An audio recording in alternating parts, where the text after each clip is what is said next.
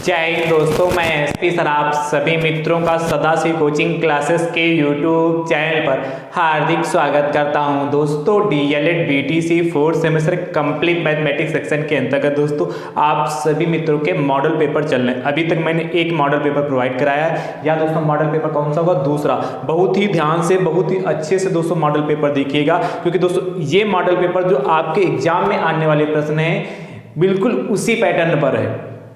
तो बहुत ही ध्यान से, बहुत ही सावधानी के साथ सभी प्रश्नों को अच्छे से लगाइएगा और आप सभी मित्र इस वीडियो को शुरुआत में ही अपने अपने स्तर से शेयर जरूर कर दीजिए। ठीक है, ध्यान से देखिएगा। सबसे पहले दोस्तों आपके एग्जाम में वस्तुनिष्ठ प्रश्न आते हैं। तो पहला प्रश्न देखिएगा, आपसे कहता है यदि साइन ए बराबर 1/2 तथा कॉस बी बराबर 1/2 हो तो ए प्लस बी का मान होगा। ध्यान से देखिएगा, आपसे कह रहा है साइन ए बराबर 1/2। तो ये त्रिकोणमिति वाला चैप्टर दोस्तों जो है उसमें दोस्तों मैंने बताया है कि 1/2 साइन में किसकी वैल्यू होती है? तो आप जानते हैं साइन 30 की वैल्यू होती है। साइन ए बराबर जहां 1/2 है वहां पर आप साइन 30 लिख सकते हैं। तो यहां भी साइन, यहां भी साइन, साइन साइन की कंपेयरिंग हो गई तो ए बराबर 30, मतलब इसकी जब तुलना करोगे तो ए बराबर 30 आ जाएगा। इसी प्रकार यहां देखेंगे कॉस बी बराबर 1/2।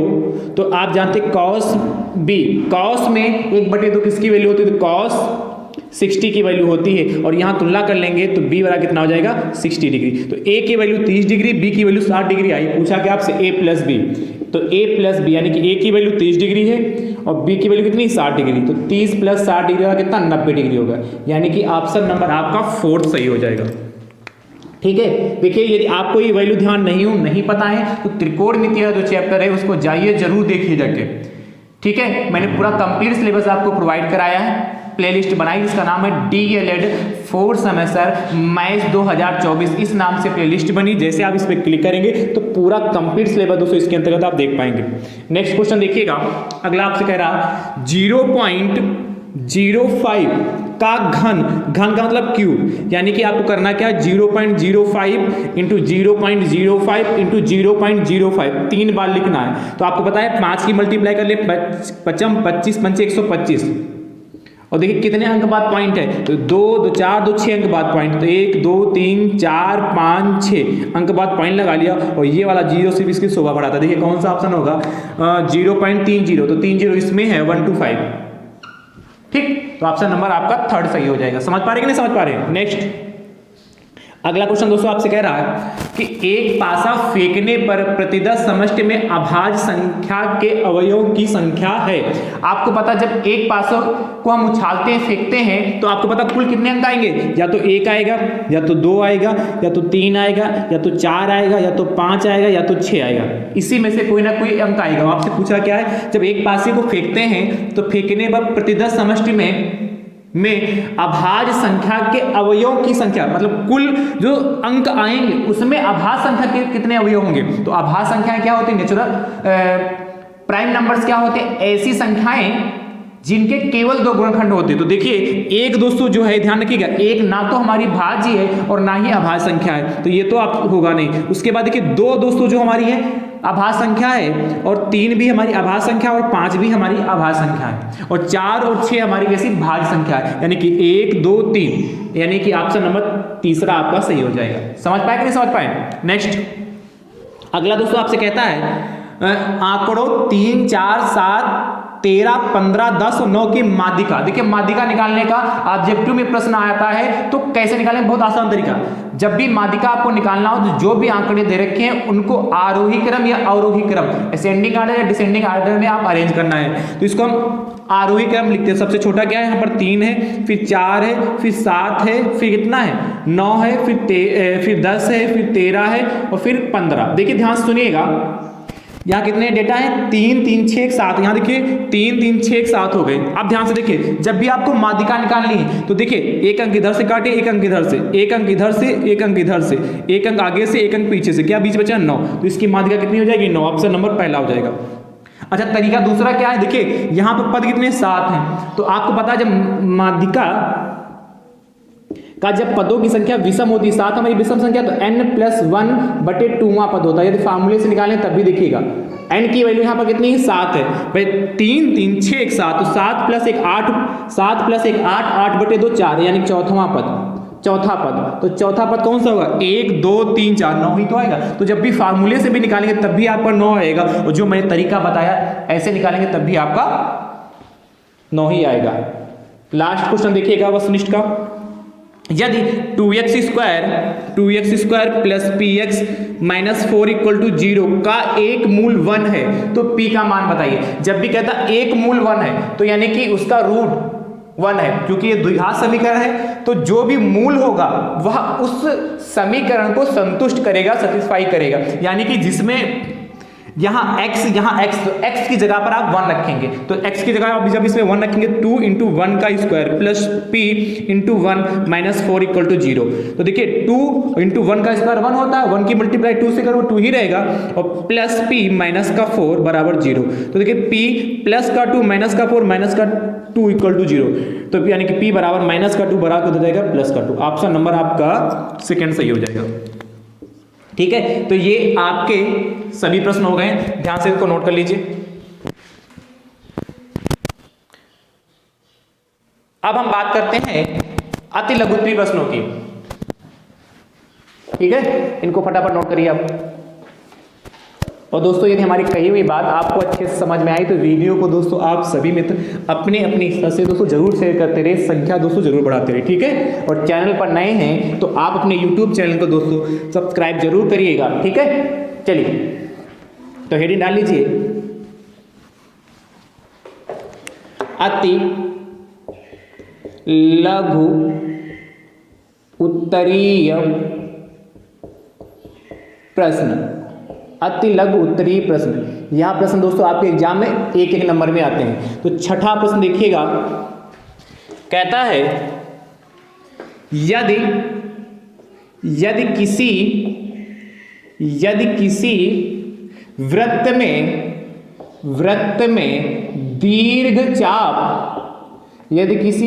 में दीर्घ चाप की माप लघु चाप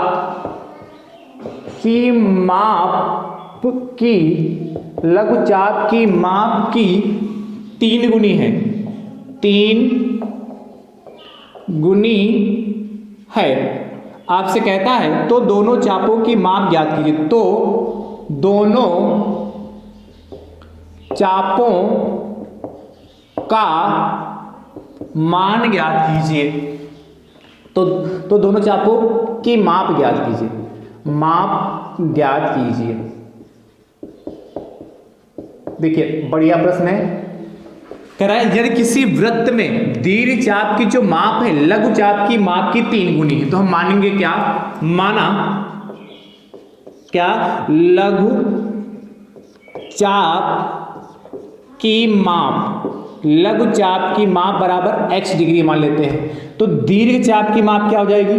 दीर्घ चाप की माप, देखिएगा आपसे कह रहा है यदि किसी वृत्त में दीर्घ चाप की माप लघु चाप की माप की 3 गुनी, लघु चाप की माप की 3 गुनी यानी कितना? 3x डिग्री हो जाएगा।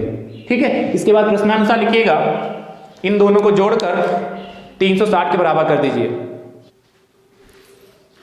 देखिए इन दोनों को जोड़कर किसके बराबर होता है? 360 के करना है, क्योंकि दोस्तों दीर्घ चाप की जो माप होती है और प्लस लघु चाप की माप, इन दोनों चापों का दोस्तों जो योगफल होता है वह 360 के बराबर होता है। इसीलिए चाहे आप प्रश्नानुसार लिख लो या डायरेक्ट लिख लो, x degree plus 3x degree बराबर 360 डिग्री हो गया। यानी x degree plus 3x degree कितना? 4x डिग्री बराबर कितना? 360 डिग्री हो गया। यानी कि x degree equal to 360 degree plus 4 हो गया। काट लीजिए, 4 एकम 4 और 4 नवैया 36, 90 डिग्री, यानी कि x डिग्री की वैल्यू। अब ध्यान से देखिएगा,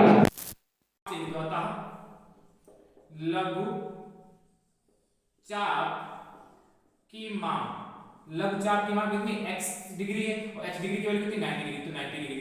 और दीर्घ चाप की माप कितनी हो जाएगी? दीर्घ चाप की माप कितनी? 3x है, 3 और x की वैल्यू कितनी? 90 डिग्री, तो 3 9 70 270 डिग्री। ये हमारा फाइनल आंसर आ गया। कितना आसान है। तो जब भी लघु चाप और दीर्घ चाप में रिलेशन दे रखा हो, संबंध दे रखा हो, तो इस तरीके से लगा लेंगे। ठीक है, ध्यान दीर्घचाप दोनों का जो योगफल होता है वह 360 डिग्री के बराबर होता है। ठीक है, नेक्स्ट अगला दोस्तों आपसे कहता है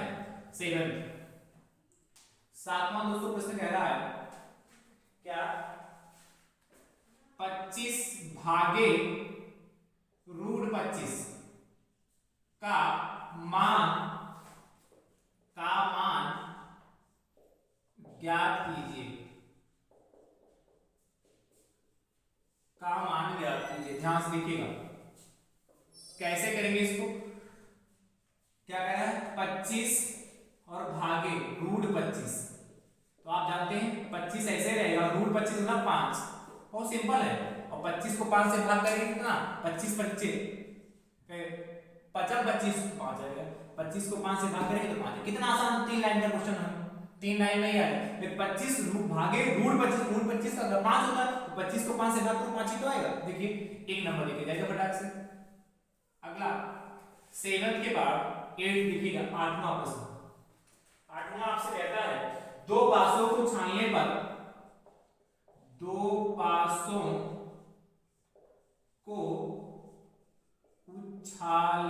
पर उछालने पर अंकों का योग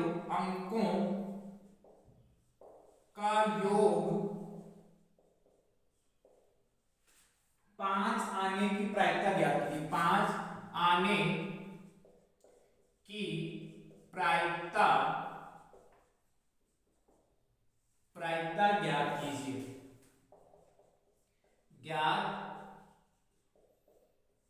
ध्यान से देखिएगा कैसे करेंगे।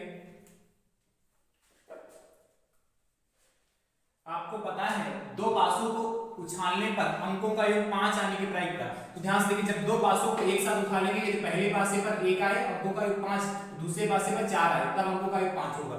यदि पहले पासे में 2 आए तो दूसरे पासे कितना है 3 आए। यदि पहले पासे में 3 आए तो दूसरे पासे कितना है 2 आए।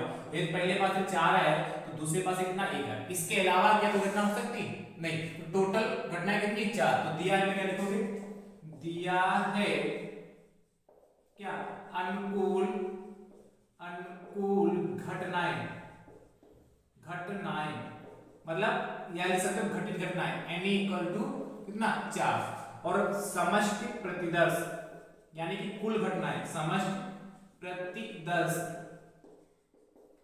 ns कितना 36। दो पासों जब एक साथ उठाते हैं 36 घटनाएं घटित होती हैं।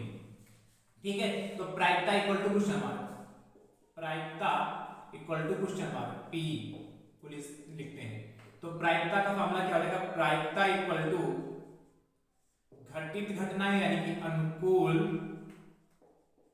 घटनाएं बटे क्या समष्टि प्रतिदर्श या कुल घटनाएं समष्टि प्रतिदर्श। तो देखिएगा अनुकूल घटनाएं कितनी n, तो n कितना आपका 4 और समष्टि प्रतिदर्श कितना 36। तो यानी कि 4 × 4 4 9 36 यानी कि कितना 1/9 1/9 ये हमारा फाइनल आंसर आ गया। तो लिखना अतः प्रायिकता इक्वल टू 1/9। और थोड़ा और लिखना चाहते हैं तो इस तरीके से लिख सकते हैं लैंग्वेज अतः दो पासों को छानने पर अंकों का योग 5 आने की प्रायिकता इक्वल टू 1/9। इस तरीके से भी आप लिख सकते हैं। ठीक है, चलिए नेक्स्ट क्वेश्चन देखिएगा 8 के बाद 9। ठीक है 9, इसको भी ब्रैकेट में चुकी करके लिख लीजिए, इसे ध्यान में। 9 आपसे कहता है कि 24 माइनस का 3a² प्लस 34a, ठीक है, का गुणनखंड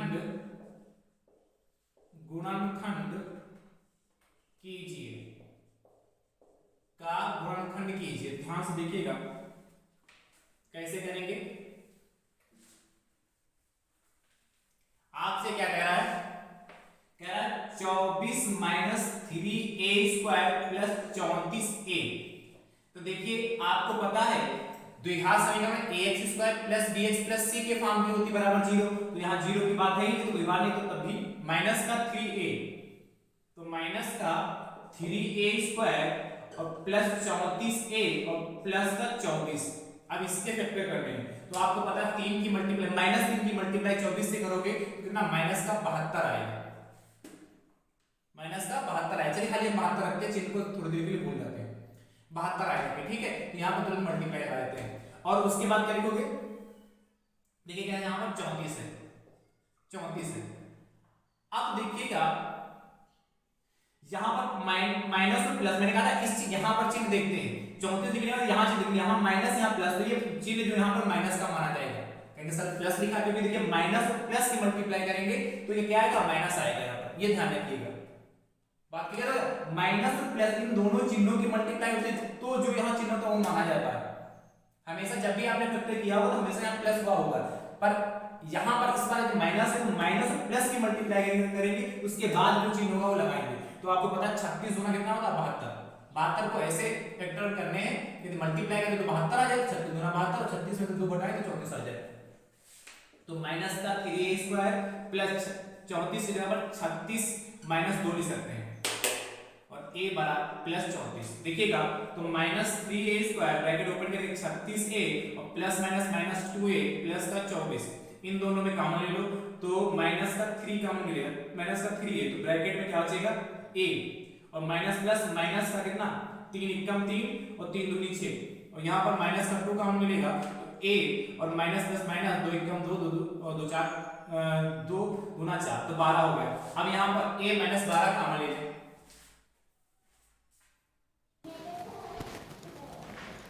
तो यहाँ पर a माइनस 12 कॉमन होगा। देखिए जब भी आपको फैक्टर करने को मिले, पहली बात तो आपको माइनस वाली फैक्टर करने को मिले तो उसको विशेष कर ध्यान रखिएगा, हमेशा इसकी इससे मल्टीप्लाई होगी, ध्यान रखिएगा, ठीक है। ज़्यादा तो प्लस वाले ही आते हैं कि x² का जो गुणांक हमेशा ज़्यादातर प्लस का होता है, ठीक है। ऐसा प्रश्न एक मिल सकता है इसलिए मैंने इसको लिया। तो a माइनस 12 और a माइनस 12 आपका कॉमन हो गया तो a माइनस 12 कॉमन बचेगा तो ब्रैकेट में कितना माइनस का 3 और माइनस का 2, ये हमारा क्या है इसके गुणनखंड हो गए। चाहो तो माइनस बाहर कॉमन ले लो वरना इतना ही काफ़ी है। बात समझ पाए कि नहीं समझ पाए। अगला देखिएगा 9th के बाद 10th 10 नंबर दोस्तों आपसे कहता है, ध्यान से 10th क्वेश्चन आपसे कहता है एक लंबवर्ती शंकु के आधार की त्रिज्या, एक लंबवृत्तीय शंकु के आधार की त्रिज्या की त्रिज्या 3.5 सेंटीमीटर तथा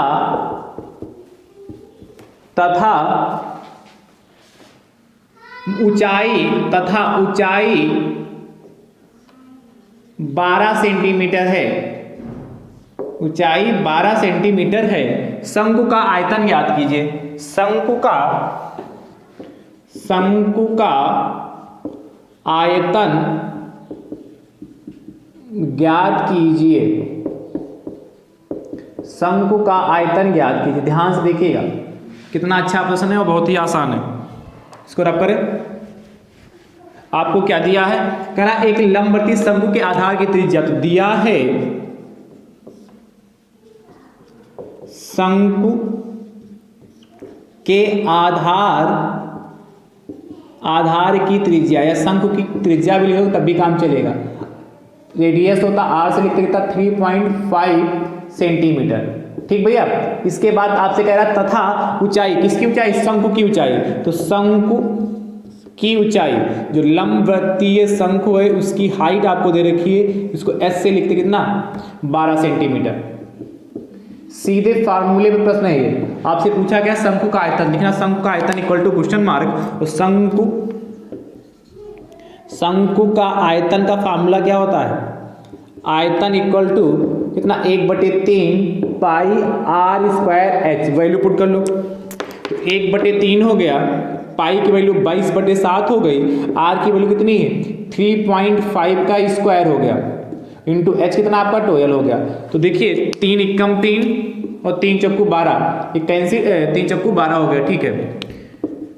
बचा कितना 22 गुणे 3.5 इंटू 3.5 भाई 3.5 का स्क्वायर 3.5 इंटू 3.5 इंटू 4 और अपान में 7 बचा रखे। 7 से इसको काट लें तो 7 एकम 7 और 7 बचे 35.5 हो गए रखे 0.5।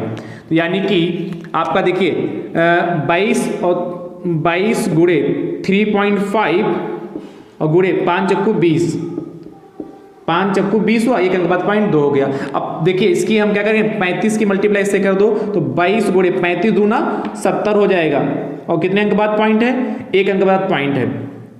तो यहाँ पर 7 की मल्टीप्लाई इससे कर लो तो 7 दूनी 14 और 7 दूनी 14 15 154 क्या हो जाएगा, आयतन है तो घन सेंटीमीटर या सेंटीमीटर क्यूब। ये हमारा फाइनल आंसर आ गया, लिख लीजिए। ठीक है, तो अतः लिख लेना, अतः शंकु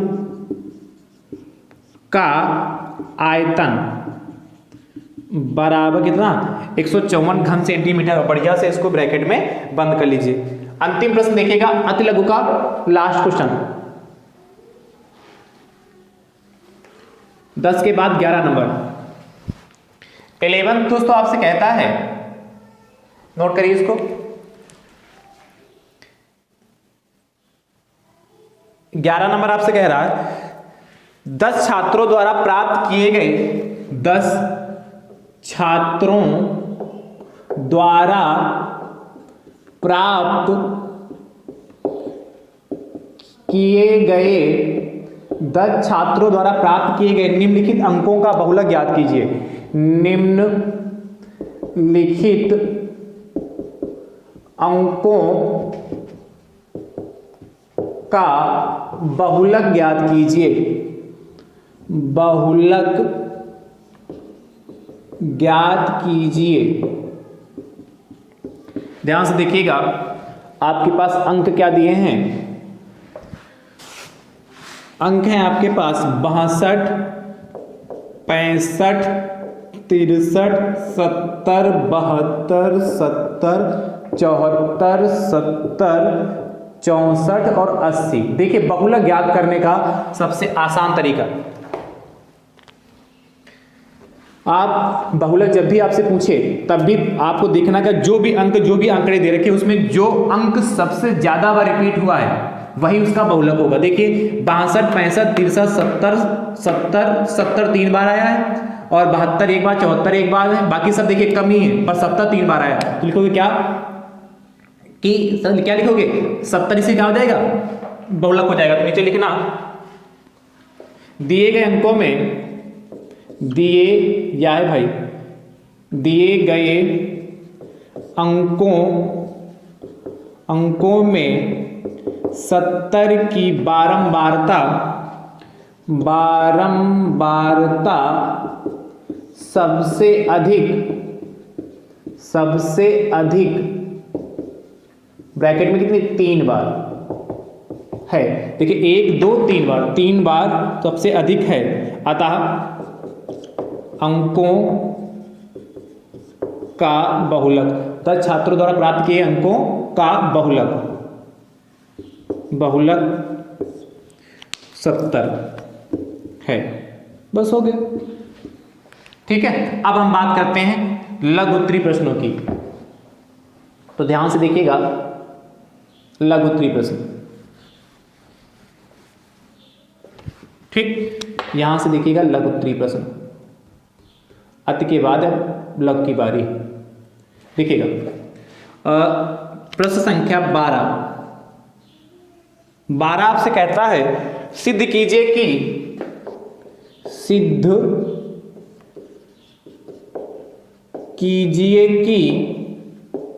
क्या सिद्ध करना हमें, tan, ये माइनस नहीं डैश लिखा है, tan 90 degree equal to tan 30 degree plus tan 60 degree upon में 1 minus tan 30 degree into tan 60 degree. ये हमें सिद्ध करना है। देखिएगा कैसे सिद्ध करेंगे, बहुत ही ध्यान से देखिएगा।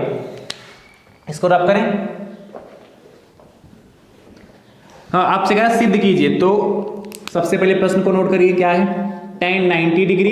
ये इस तरीके से आप उत्तर पुस्तिका में अपने लिखेंगे tan 30 degree plus tan 60 degree upon 1 minus tan 30 degree और इंटू tan 60 डिग्री। अब ध्यान से देखिएगा, इधर वाला पार्ट हमारा LHS कहलाता है और इधर वाला पार्ट हमारा RHS कहलाता है। दोनों पार्टों को सॉल्व करेंगे। LHS लीजिए, LHS कितना हमारे पास tan 90, और tan 90 की वैल्यू दोस्तों आप जानते हैं कितना, अनंत होता है, इन्फिनिटी होती है। इसके बाद RHS लीजिए, RHS कितना है आपके पास, tan 30 degree plus tan 60 degree upon 1 minus tan 30 degree into tan 60 degree. सभी की वैल्यू पुट करिए, देखिएगा tan 30 डिग्री, tan 30 की वैल्यू कितनी है, tan 30 की वैल्यू कितनी, 1/√3 होता है, प्लस tan 60 की वैल्यू √3 होता है, अपान 1 माइनस tan 30 की वैल्यू 1/√3 इंटू, और tan 60 की वैल्यू कितनी, √3 होता है। इसके बाद इधर देखिएगा, तो ऊपर कितना, देखिए √3 एलसीएम ले लोगे आप, तो कितना कितना आ जाएगा, जब √3 आपने एलसीएम ले लिया तो क्या बचेगा ऊपर 1, और प्लस इसके नीचे 1 मानोगे, 1 से √3 को भाग करो 3 आएगा, 3 की मल्टीप्लाई √3 आएगा, √3 की मल्टीप्लाई √3 से करो 3 आएगा, अपान में यहाँ देखिए कितना 1 और माइनस का, ये बराबर है यहाँ पर माइनस का √3 से √3 1 बार में कैंसिल हो गया, तो 1/1 1 ही बचेगा, तो 1 माइनस 1 कितना हो गया, 0 हो जाएगा। तो 1 + 3 4/√3 और पूरे का बटे 0, तो आपको पता 4 टर्म हो गए, यानी कि 4/√3 इंटू इसके नीचे 1 मानेंगे तो 1/0, तो आपको पता है 4/√3 इंटू 0 0, तो जब भी हर में 0 होता है, आंसर में कुछ भी लिखा हो तो इन्फिनिटी ही आता है। तो देखिएगा ध्यान से, LHS को सॉल्व किया तब भी आपका अनंत आया, और RHS को जब भी आपने सॉल्व किया वो भी अनंत आया। तो क्या लिखोगे, चूंकि LHS बराबर RHS, देयरफॉर क्या जो सिद्ध करना था वही लिख लीजिए, tan 90 डिग्री बराबर tan 30 degree plus tan 60 degree upon 1 minus tan 30 degree into tan 60 degree, और ये बढ़िया से ब्रैकेट में बंद करके यही प्रूव्ड। ठीक है, इस तरीके से दोस्तों इस टाइप के प्रश्न को करते हैं। 12 के बाद 13 नंबर देखिएगा। 13 नंबर दोस्तों क्वेश्चन आपसे कह रहा है, 13 नंबर क्या कह रहा है, ध्यान से नोट करिए इसको। 13 नंबर आपसे कहता है कि एक आदमी की आयु, एक आदमी की आयु, एक आदमी की आयु इस समय उसके पुत्र की आयु, इस समय उसके पुत्र की आयु की 4 गुनी है, 4 गुनी है। आगे आपसे कहता है अब से 18 वर्ष बाद उसकी आयु, पुत्र की आयु से उसकी आयु, पुत्र की आयु से, उसकी आयु पुत्र की आयु से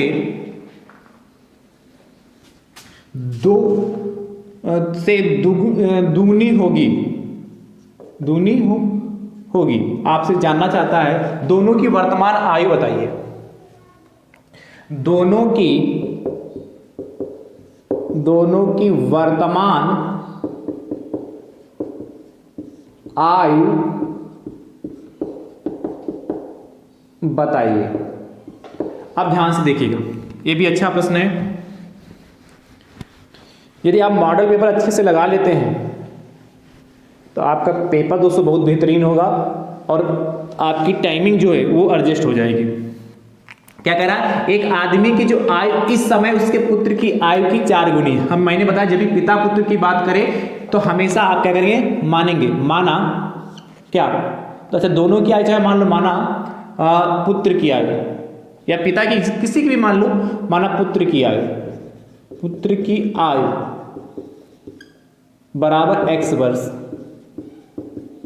तो क्या हो जाएगी, पिता की आयु वाइस, पिता की आयु वाई वर्स। और यदि आप एक ही से लगाना चाहते हैं तो उससे भी लग जाएगा।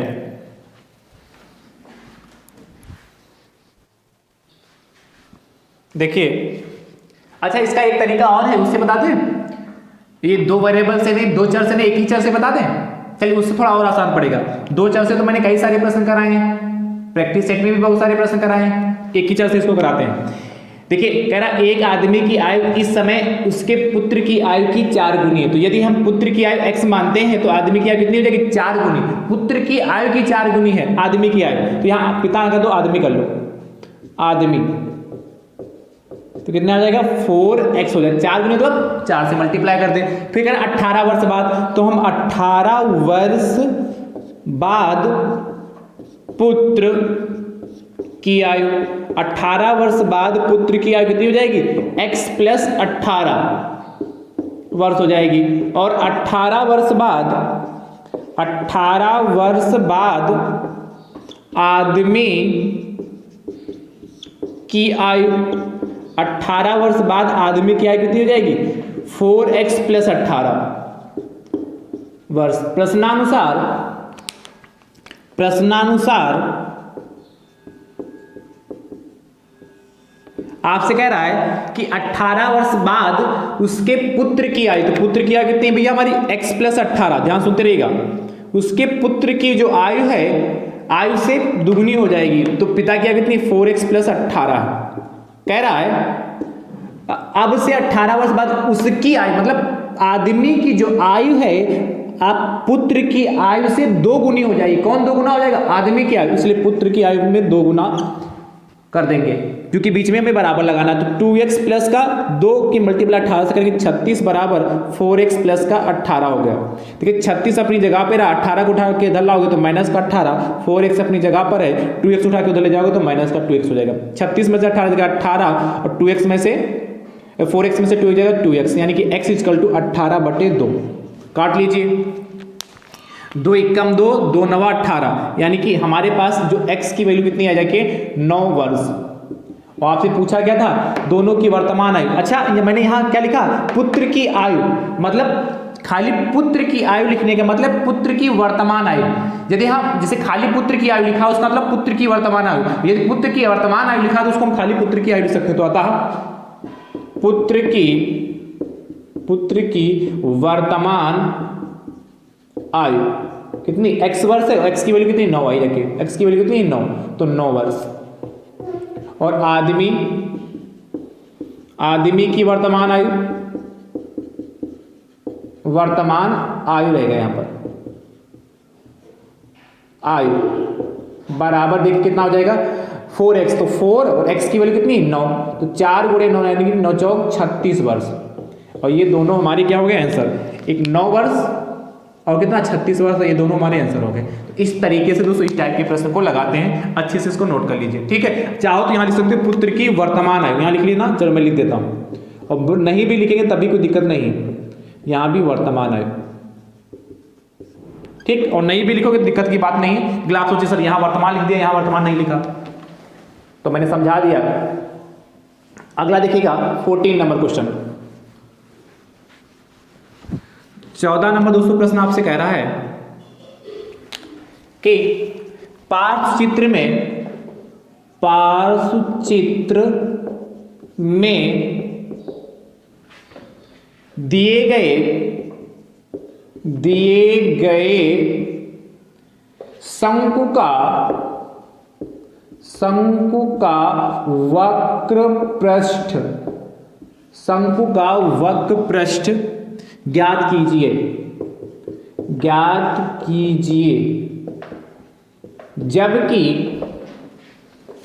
जबकि आपको दिया है VO बराबर 15 सेंटीमीटर और OB बराबर 8 सेंटीमीटर है। देखिए एक चित्र बना है, इसमें ध्यान से देखिएगा।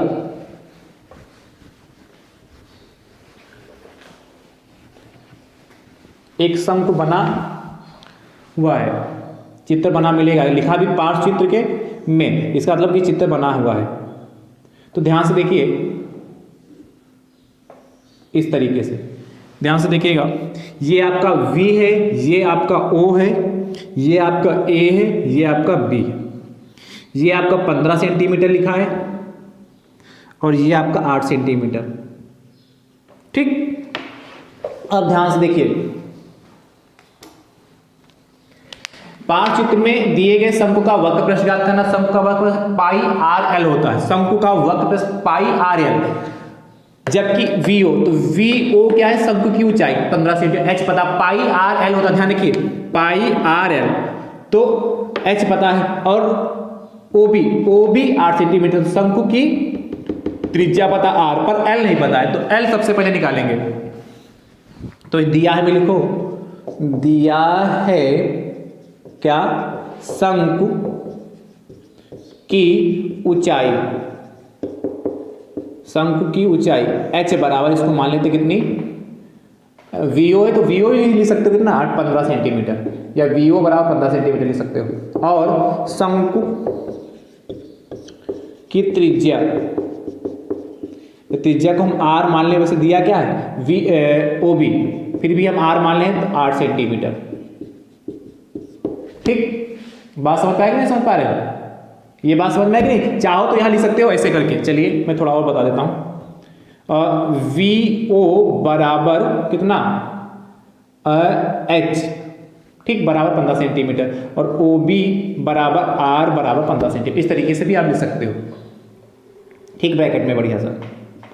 अब उसके बाद देखिए हमें L चाहिए। L क्या होती है, शंकु की तिर्यक ऊंचाई, शंकु की तिर्यक ऊंचाई, और मैंने आपको शंकु की तिर्यक ऊंचाई के लिए फॉर्मूला L बराबर तिर्यक ऊंचाई, L बराबर अंडर रूट क्या होता है, H square plus R square.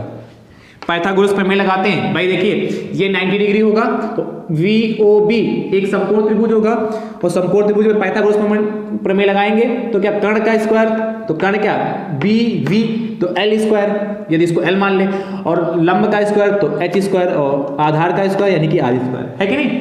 तो यहाँ से L स्क्वायर बराबर H square plus R square हो जाएगा क्या नहीं, तो यदि L बराबर निकालेंगे तो under root H square plus R square, मैंने डायरेक्ट लगा दिया, L बराबर H की वैल्यू कितनी, 15, तो 15 का स्क्वायर हो गया, प्लस R की वैल्यू 8 का स्क्वायर, तो 15 का कितना 225, और 8 का 64, जोड़ लो तो L R कितना हो जाएगा, 5 और 4 9, और 2 और 6 8 और 2, 289, ये L बराबर कितना 17, ये 17 का क्या होता है, वर्ग होता है, इसका वर्गमूल 17 होता है, तो 17 सेंटीमीटर आ गया। तो फार्मूला क्या होता है, सब कुछ पता चल चुका है। शंकु का वक्र पृष्ठ आपसे पूछा है, कहाँ गया वक्र पृष्ठ, तो वक्र पृष्ठ बराबर पाई आर एल, पाई की वैल्यू, चलिए मैं नीचे कर देता हूँ, पाई की वैल्यू 22/7 होती है, आर आपके पास कितना है 8 है, इंटू एल कितना आपके पास 17 है, एल आपके पास कितना है 17 है, आर 8 है, एल 17 है। देखिए कटेगा तो कुछ है नहीं, कोई बात नहीं, मल्टीप्लाई कर लें तो देखिएगा 8 दूनी 16, देखिए 22 की मल्टीप्लाई 8 से करें तो 8 दूनी 16 हो गया, 8 दूनी 16 17 176 हो गया, और 176 की मल्टीप्लाई 17 से करेंगे। यहाँ सबसे आसान तरीका, पाई की वैल्यू यहाँ पर क्या 22/7 की जगह पर हम 3.14 रख लेते हैं, क्योंकि कटने वाला तो कुछ है नहीं, तो 3.14 रख लें पाई की वैल्यू। तो देखिए 8 से मल्टीप्लाई करेंगे तो 8 चौको 32 के 2, 8 चौको 32 के 2 हंसला 3, और 8 एकम 8, 8 3 11, और हंसला 1, और 8 3 24 25, तो 2 अंक बाद 25.12,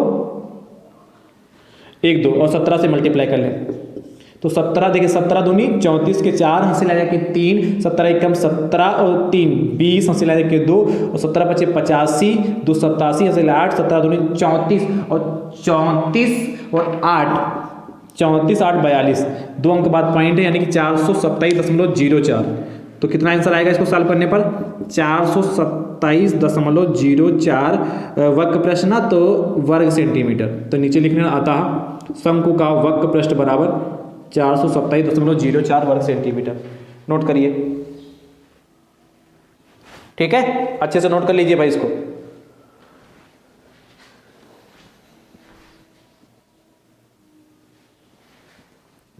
नोट हो गया। अगला देखिएगा 14 के बाद 15 नंबर। 15 आपसे कह रहा है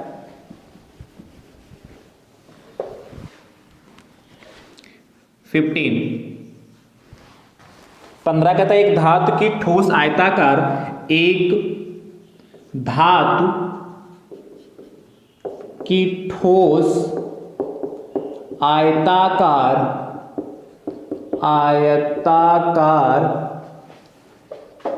सिल्ली की माप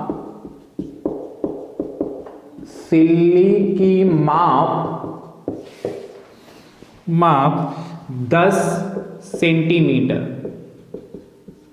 गुणे 10 के बाद 4 सेंटीमीटर और गुणे 1.6 सेंटीमीटर है। आगे कहता है इसे पिघलाकर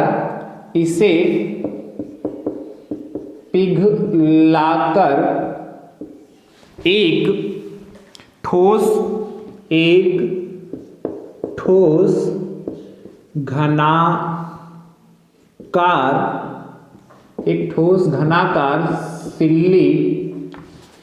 ठोस घनाकार सिल्ली बनाई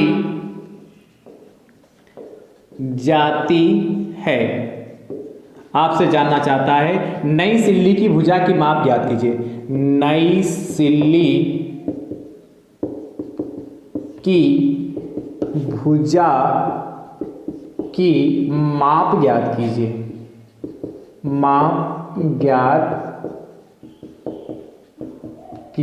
अब ध्यान से देखिएगा कैसे करेंगे। नई सिल्ली की भुजा की माप ज्ञात कीजिए। और सिल्ली कैसी? नई सिल्ली घन के आकार की है। तो सबसे पहले जो दिया उसको लिख लेते हैं। देखिए सिल्ली कैसी? ठोस, एक धातु की ठोस आयताकार सिल्ली। तो ठोस जो होता है, ठोस होता है उसमें लंबाई भी होती है, चौड़ाई भी होती है, ऊंचाई भी। तो लंबाई भी पता है, चौड़ाई भी पता है, ऊंचाई भी पता। तो लिखेंगे क्या? दिया है, बहुत ध्यान से देखिएगा। ठोस आयताकार सिल्ली की लंबाई, ठोस आयताकार सिल्ली की लंबाई L बराबर 10 सेंटीमीटर।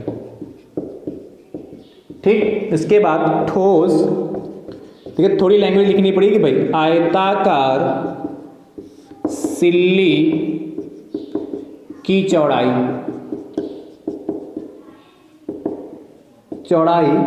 B बराबर कितनी हो गई? 4 सेंटीमीटर। और ठोस आयताकार सिल्ली, यानी कि यह सिल्ली कैसी है कि घनाभाकार सिल्ली होगी। सिल्ली की ऊंचाई, भाई लंबाई, चौड़ाई और ऊंचाई जिसमें किसमें होता? घनाभ में ही तो होता। ये H बराबर कितनी? 1.6 सेंटीमीटर। और नई सिल्ली बनी है, वो भी सिल्ली कैसी? घन के आकार की बनी है। तो प्रश्नानुसार, और चाहो तो मान सकते हो, माना नई सिल्ली की भुजा बराबर A, ठीक है। प्रश्नानुसार क्या हो जाएगा? क्या होगा? नई सिल्ली। देखिए जब एक आकृति से दूसरी आकृति बनती है, और नई सिल्ली कैसी? घनाकार। नई सिल्ली का जो आयतन होगा भैया, आयतन जो होगा वह किसके बराबर हो जाएगा? किसके? ठोस आयताकार सिल्ली, ठोस आयताकार मतलब घनाभाकार सिल्ली का आयतन। देखिए दोनों के आयतन आपस में बराबर होंगे। तो नई सिल्ली का जो आयतन, तो कैसे? घन के आकार की, घन का आयतन क्या था? भुजा क्यूब। तो A क्यूब बराबर ठोस आयताकार घनाभाकार सिल्ली का आयतन, तो क्या? लंबाई गुणे चौड़ाई गुणे ऊंचाई होता है, L into B into H। देखिए A क्यूब बराबर L की वैल्यू कितनी? 10, इसकी कितनी? 4 गुणे 16। तो देखिए 10 की मल्टीप्लाई 16 से करेंगे, 10 की मल्टीप्लाई 1.6 करेंगे तो 16 आएगा। 16 की मल्टीप्लाई 4 से 64, A क्यूब बराबर 64, यानी कि A बराबर क्यूब रूट 64, यानी कि इतना 4, A बराबर 4 सेंटीमीटर। दिख रहा? 4 नहीं दिख रहा तो समझिए यहाँ A बराबर 4 सेंटीमीटर लिखा। ठीक है, तो फाइनल आंसर क्या लिखोगे? अतः नई सिल्ली की भुजा बराबर कितनी 4 सेंटीमीटर। ये हमारा फाइनल आंसर आया, क्योंकि ए की वैल्यू यहाँ पर कितनी आई 4 सेंटीमीटर आई।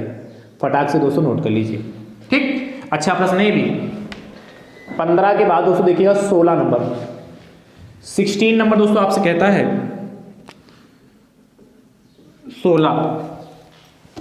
16 कहता है एक पासे को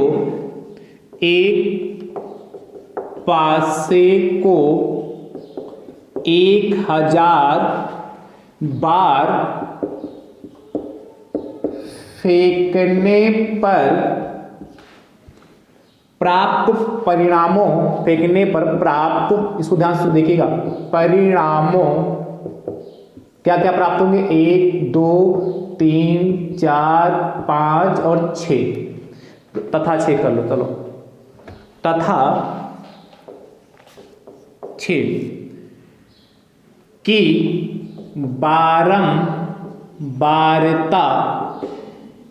बारंबारताएं निम्नांकित सारणी में दी हुई हैं। निम्नांकित बारंबारताएं निम्नांकित सारणी में दी हुई हैं। आगे आपसे कहता 1 2 3 4 5 तथा 6 में प्रत्येक के आने का प्रतिशत ज्ञात कीजिए। में प्रत्येक के आने का प्रतिशत ज्ञात कीजिए। प्रतिशत ज्ञात कीजिए। ध्यान से देखिएगा कैसे करेंगे इसको। बढ़िया प्रश्न। ये भी एक टेबल बनी हुई है आपके पास। टेबल क्या है, एक साइड में लिखा परिणाम, फिर लिखा है बारंबारता,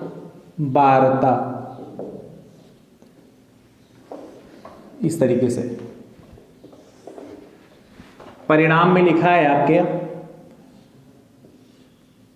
एक की फ्रीक्वेंसी कितनी बारंबारता 185, 185 बार आया। 2 145 बार आया है। जो 3 है 160 बार आया है। 4 140 बार आया है। 5 180 बार आया है। और जो 6 है वह आया है 190 बार। 6 कितनी बार आया 190 बार आया।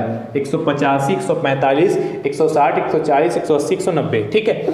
आपसे कह रहा है एक पासे को 1000 बार उछाला जाता है, फेंका जाता है। एक पासे को 1000 बार जब फेंकते हैं तो हमें 1 2 3 4 5 तथा 6 की बारंबारताएं प्राप्त होती हैं। मतलब या तो 1 आएगा, 2 आएगा, 3 आएगा, तो 4 आएगा, तो 5 आएगा, तो 6 आएगा। तो कह रहा है जो प्राप्त होती है, यानी कि जब उछाला गया पासा तो एक जो आया 1000 बार जब उछाला गया तो 185 बार एक आया, 2 आया 145 बार, 3 आया 160 बार, 4 आया 140 बार, 5 आया 180 बार और 6 आया 190 बार। तो हमें बताना है कि 1 2 3 4 5 तथा 6 में प्रत्येक के आने का प्रतिशत ज्ञात कीजिए। ध्यान से देखिए कैसे करेंगे। एक टेबल बनाएंगे। देखिए परिणाम, टेबल से साल को लेते बारंबारता और साइड में क्या लिखा है इधर प्रत्येक का प्रतिशत, तो प्रतिशत लिख लीजिए। देखिएगा कैसे करेंगे। इस तरीके से टेबल बना लेते हैं। देखिए चलिए क्रमांक भी लिखते हैं। पहले नंबर पर चलिए क्रमांक हटाओ। अच्छा पहले नंबर पे परिणाम 1 आया। जब परिणाम 1 आया तो कितनी बार आया 185 बार आया। तो देखिए कैसे निकालेंगे प्रतिशत, कैसे निकालेंगे। सबसे पहले जितनी बार आया उसको लिखेंगे, उसके अपान में कुल कितना 1000 बार, और प्रतिशत निकालना इसलिए 100 से मल्टीप्लाई कर देंगे। बस इतना ध्यान रखना। 100 से मल्टीप्लाई करते ही प्रतिशत में चेंज हो गया। ठीक, बात समझ है कि नहीं। तो देखिए 2 0 से 2 0 कैंसिल हो गए और 0 से काटेंगे तो यहाँ आ गया कितना का 18.5% आया। देखिए ठीक। अगला देखिए दूसरा कितनी बार है 2 कितनी बार है 2 कितनी बार है 145 बार। तो 2 145 बार, तो देखिए 145 बार 2 आया है। कुल कितने दोस्तों 1000 में, और प्रतिशत निकालेंगे 100 से मल्टीप्लाई। तो देखिए यहाँ पे देखिए 2 0 से 2 0 कैंसिल हो गया। ये 0 से काटेंगे तो कितना, नहीं यहाँ नहीं, 14.5%। ठीक। 30 देखिए 3 कितनी बार आया, 3 200 कितना 160 बार आया, 160 बार, तो 160 लिखेंगे बटे में 1000 लिखेंगे गुणे 100 और फिर क्या प्रतिशत। ये समझ पा रहे कि नहीं? जितनी बार परिणाम आया ऊपर लिखेंगे, कुल परिणामों की संख्या कितनी 1000 बार उछाला गया और प्रतिशत में चयन करना इसलिए 100 से मल्टीप्लाई कर देंगे। तो 0 से 0 गया और 2 0 से ये 2 0 गया, कितना आ जाके 16%। अगला देखिएगा चौथा परिणाम कितनी बार आया 140 बार। तो क्या करेंगे, सबसे ऊपर 140 लिखेंगे, उसके बटे में कितना 1000 और गुणे 100%।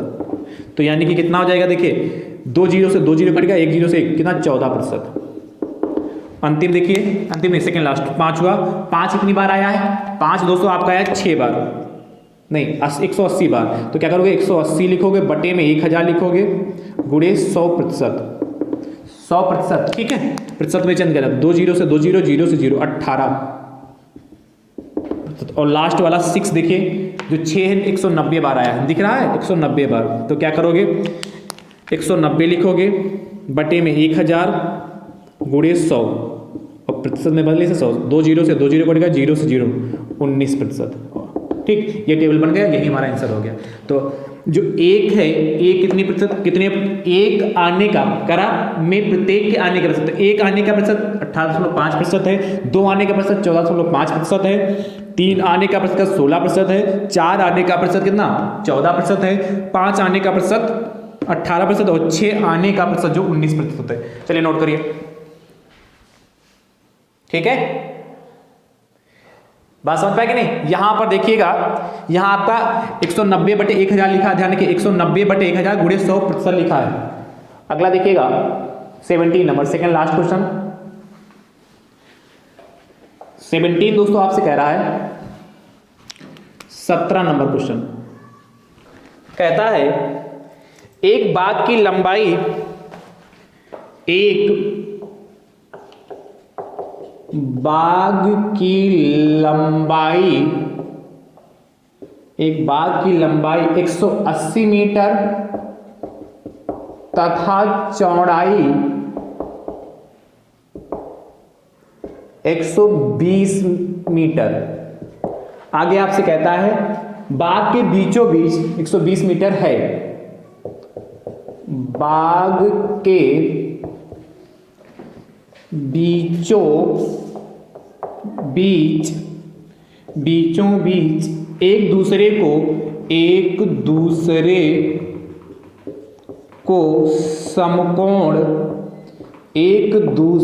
को समकोण पर काटते हुए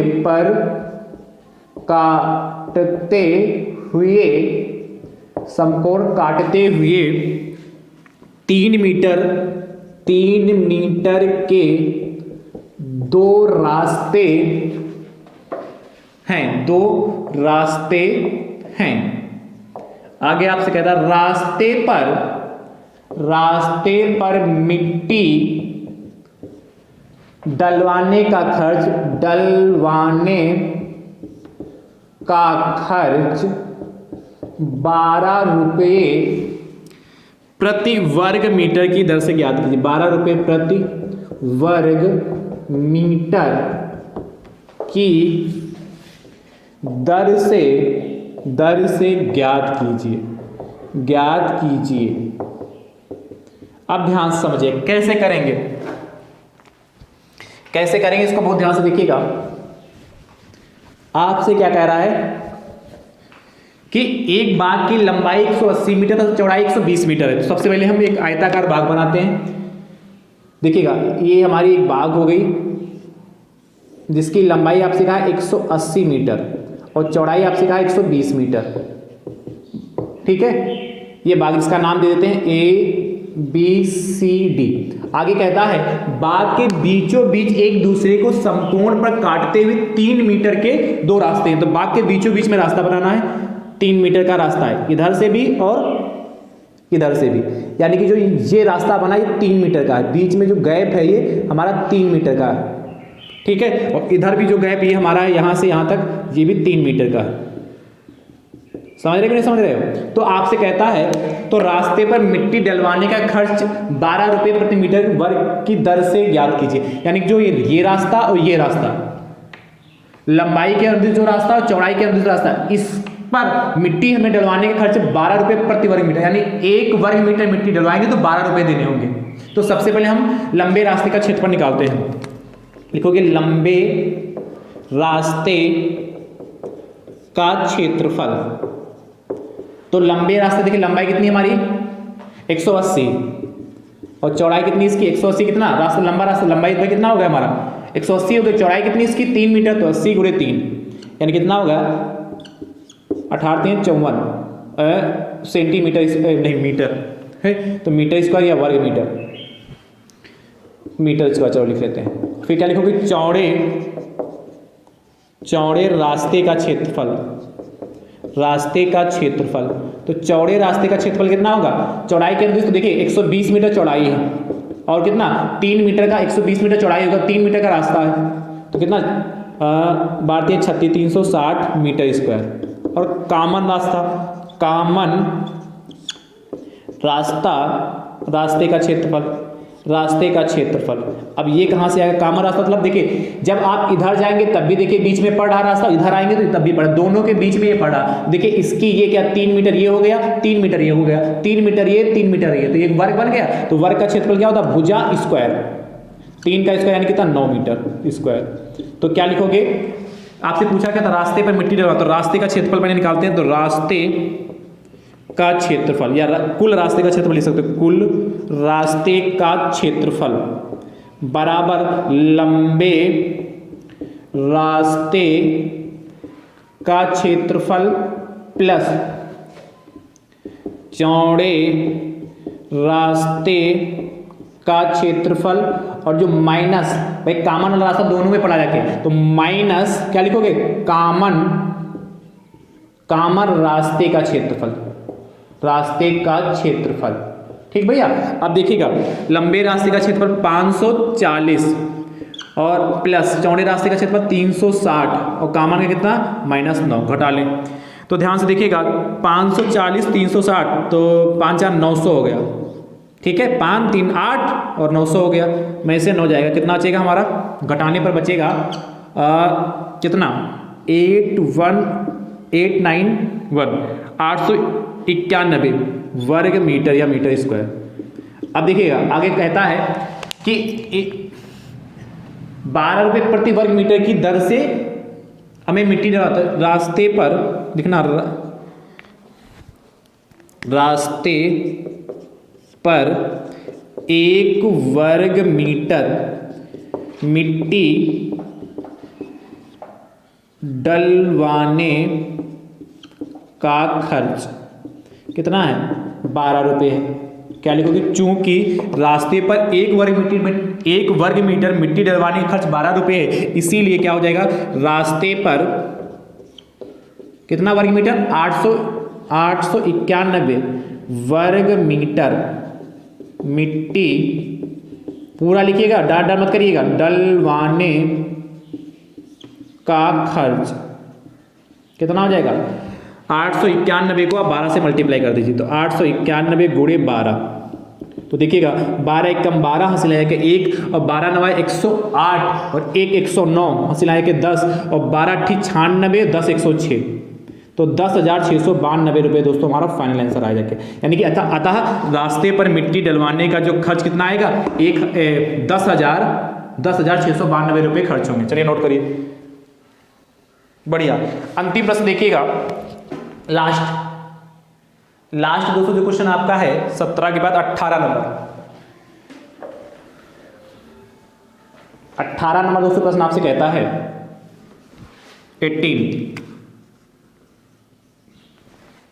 कहता है यदि क्या x बराबर √3/2 हो, बहुत ध्यान से देखिएगा, ये भी बहुत अच्छा प्रश्न, तो √x - 1 का मान ज्ञात कीजिए, मान ज्ञात कीजिए,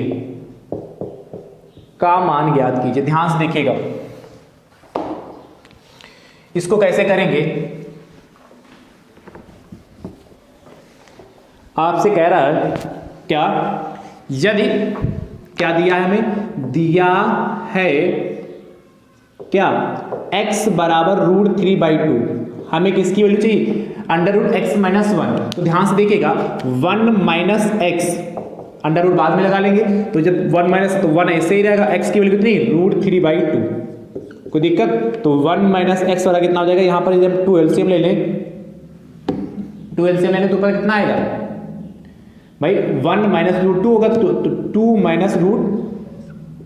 √2 होगा, इतने में कोई दिक्कत। ध्यान से देखिएगा 1 - x, देखिए इसको हम 2 से गुणा करेंगे, 2 से भाग करिए, 2 - √2 ऐसे रहेगा, 2 - √3/2, इसको मैंने क्या कहा 2 से गुणा करो, 2 से भाग करो, क्यों किया मैं आगे बताऊंगा। अब देखिए इसकी 2 से अंदर मल्टीप्लाई कर देंगे तो 4 - 2 √3 हो जाएगा, नीचे 4 हो जाएगा। देखिएगा 1 - x ऐसे रहा, देखिए 4 को हम लिखेंगे 3 + 1, ध्यान से सुनिएगा इस स्टेप को, 4 को 3 + 1 लिखेंगे -2 √3/4 हो गया।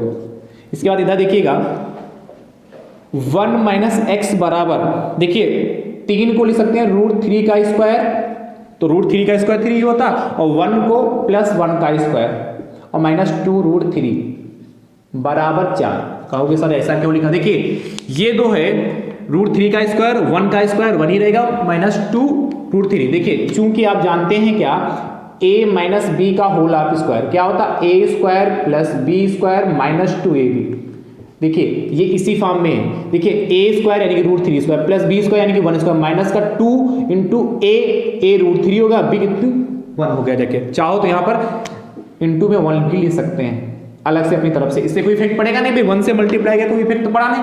यानी कि 1 - x बराबर आपका कितना √3 a - b का होल ऑफ स्क्वायर, तो √3 - 1 का होल ऑफ स्क्वायर। देखिए इसको जब ओपन करेंगे तो आप यही पाएंगे, अपान में 4 हो गया। अब देखिए हमें क्या रूट चाहिए, तो यहाँ पर लिख लेना दोनों पक्षों में वर्गमूल लेने पर, तो क्या इधर रूट चढ़ा दें 1 - x हो गया, और इधर भी रूट चढ़ा दें, तो √3 - 1 का होल ऑफ स्क्वायर अपान 4। अब देखिएगा फाइनल आंसर आता है √1 - x इक्वल टू कितना √3 - 1 और का होल ऑफ स्क्वायर है, रूट से इसलिए खाली √3 - 1 ही बाहर आएगा, और 4 का मतलब 2 बाहर आ जाएगा, यही हमारा फाइनल आंसर आ गया। तो ये बहुत शानदार प्रश्न है, बहुत ध्यान से नोट करिएगा, ठीक है।